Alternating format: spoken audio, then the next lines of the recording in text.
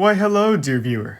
Come on in. Sit. The fire's warm. It's cold outside. Come on in. Allow me to tell you a tale. Well, actually, I'm going to ask you a question, but just stick with me here first. Now, allow me to ask you, what defines a villain? Well, according to the Always Right Google, a villain is defined as the following: a character whose evil actions or motives are important to the plot. Thank you, Google. Now you may be asking yourself, what does this have to do with Fortnite? Kieran, you just talked about Fortnite last week. I know. Now hang on. The game has had a developing story over the years, with heroes and villains alike. But what I'll be discussing today is, however, not the good guys, but Fortnite's most recent issue with its bad guys, and how they ultimately get treated in the end. Ever since the conclusion of Chapter 3, the story has been rather complicated, to say the least. Now, obviously that was due to other circumstances behind the scenes, but I won't get into that. But rather, this video will go over 5 villains in Fortnite that were done absolutely dirty, and ones that had so much potential to be better. And before you ask, I won't be talking about Geno because 1, I haven't read the Zero War comics, and 2, he's never actually made it in game. I know that he used to be brought up, but now he's just kinda out there somewhere. Forgotten. And also, I'm not completely saying that all Fortnite villains are bad, because there are definitely some standouts. So, with all that out of the way, let's begin with our first villain. Congratulations, Mr. Krabs. Hello, I like money. Now, before you say anything, I know, Lawless isn't finished yet and needs time to expand its story.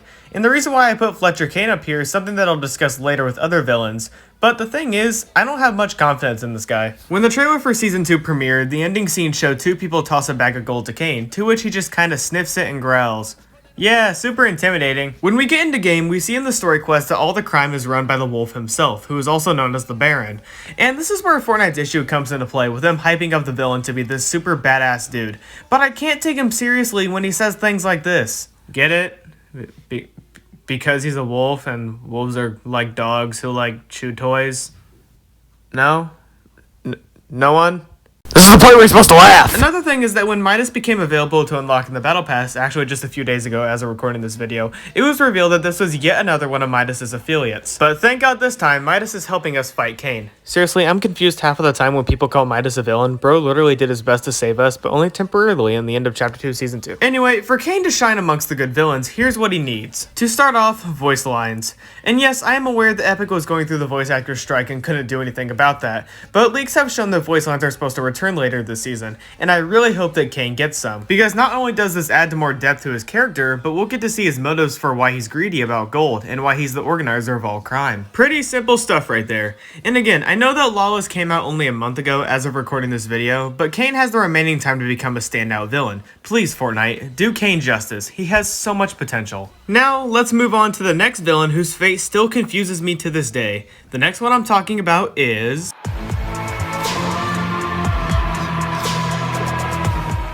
With the announcement of Fracture, the finale to Fortnite Chapter 3, people were excited to see what this would have. After all, it was a chapter finale, so the scale would be out of this world. Get it? Because we were in space? After playing Fracture and midway through disconnecting, it became the most disliked live event in the game's history, as of all what we did was just collect orbs for 30 minutes. Anyway, the main culprit behind this was the Herald, who works for the Last Reality, who are a large and powerful alien-like legion. And what makes the Herald an overall bad threat is the beginning cinematic of Fracture. We begin with a decayed reality tree, with the loopers making camp on top of it. They all prepare for the fight ahead, in which several Chrome-nados start forming ahead of them, with Chrome consuming the island. They then see another Chrome-nado form right in front of them, with the Herald herself walking right out of it. The loopers begin firing at her, but she just ends up taking it all like a champ. Then one of the other loopers fires a rocket towards her, but she just ends up catching it.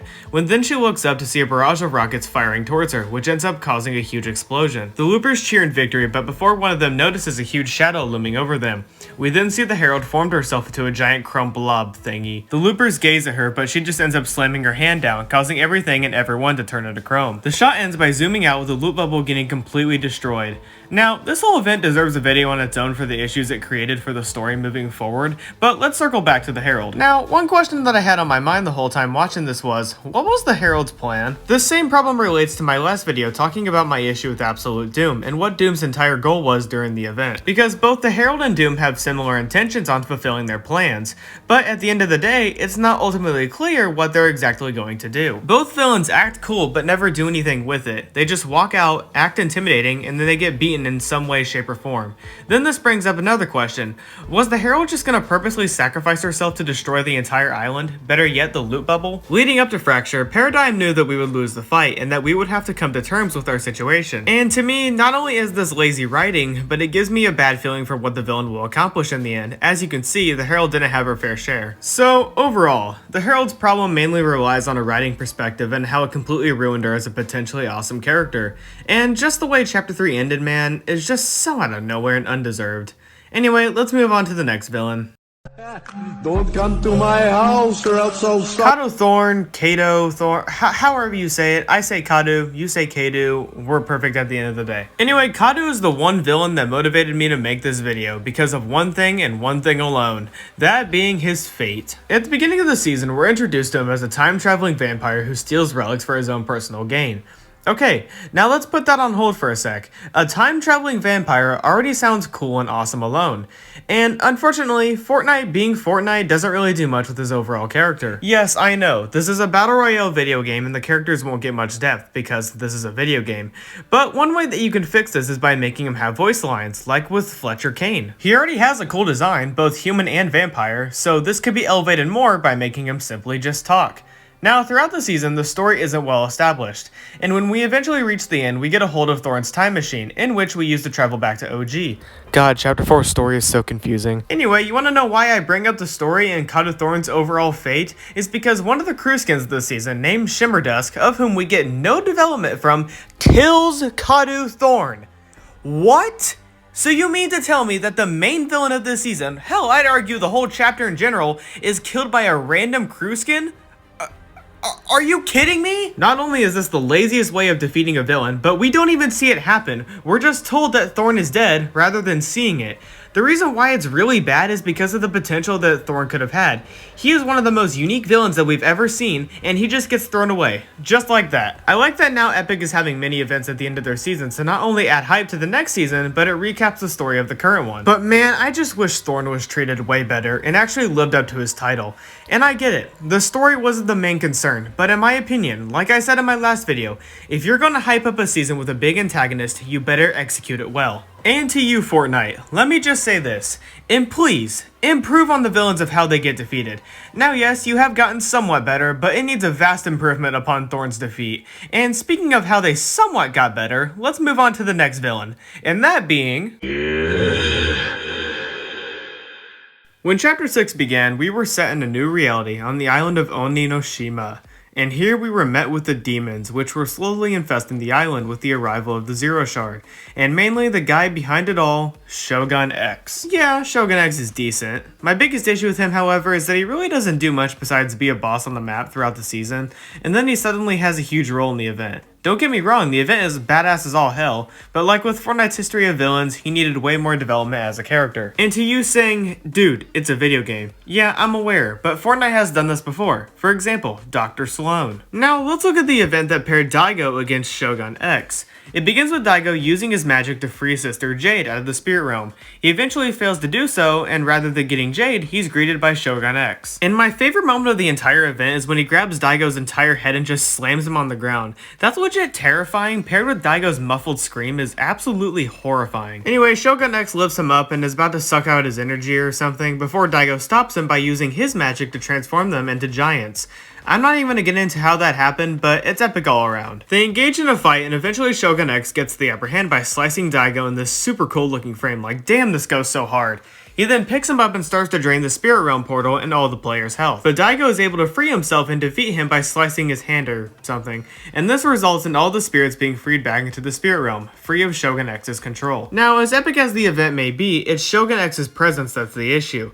I don't mind his defeat that much, it's just that he needed to be in the season way more, and have a more dominant role in the story. Again, he was just kind of a boss throughout the season, and that's kinda it. Sure, it turns out that he was the one controlling the Night Rose, but it's revealed in a dialogue from the NPC herself. Otherwise, there's not much to his character. Sure, he does feel like a big threat in the event, but it only really feels that way in the event alone. So if I had to say, Shogun X isn't bad. He just suffers from the reoccurring problems of both not having any deep character development and missed potential. Now, let's move on to the final villain and the one I've talked about before, and I'll try and keep as brief as I can, and that being Fortnite Dr. Doom Yippee. Oh boy, did I ever think I was gonna discuss good old Victor Von Doom again. But here we are. Like I said in my previous video, Doom was Chapter 5 Season 4's biggest issue, and how he ultimately gets treated in the end. In the beginning of the season, we see many relics and belongings to Marvel heroes and villains. Now, to us, this implies that Doom has either killed, dispatched, or gotten rid of these characters, which tells us that he's a powerful villain. So it only makes it more confusing to see that his defeat is because of one singular rift beacon. Now remember, this guy has the power of Pandora's box and built special armor to wield it. And it doesn't make it better considering that it's a community event to beat him, when literally the bullets being fired at him in the cinematic don't do shit, but now they suddenly hurt him.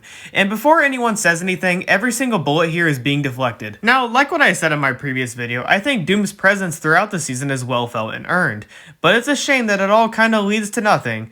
Now, if you love this season, that's completely okay. That's your opinion and yours only. But to me, this season all fails at one thing. If you're going to build your villain to be this powerful and have him be the face of the entire season itself, you better make him and his defeat appropriate and deserved. And it doesn't help considering that after the event, the season had a month left to go, and we were fed nothing in terms of Doom ever coming back. But if you want all the details, watch my previous video.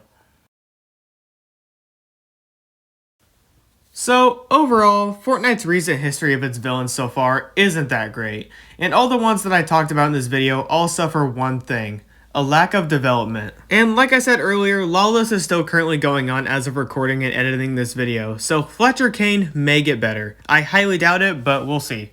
Anyway, the villains suffer from having a lack of development as characters, with them only feeling really one-dimensional and basic. I excluded villains like Megalodon, the Cube Queen, and Slun because they're villains who actually pose a good threat and all who have personalities. For instance, Megalodon is absolutely terrifying with his audio logs threatening to raise the island apart, paired with his awesome design. Then there's the Cube Queen, who is the leader of the Last Reality, which is a super powerful legion of aliens who have similar traits to the Cubes, which is important to the story of Fortnite. Finally, there's Slun, whose motivation is simple, but she poses a great threat with her being near the top of the imagined order, paired also with her scary personality with her being really smart, and somehow managing to survive being crushed in a tank. What these villains have in common is that they have depth and character that make them who they are. And the villains that I discussed in this video here are the exact opposite. And Fortnite, if you're watching, Which I highly doubt. please do Kane justice, please. And to also the ones that will come after him.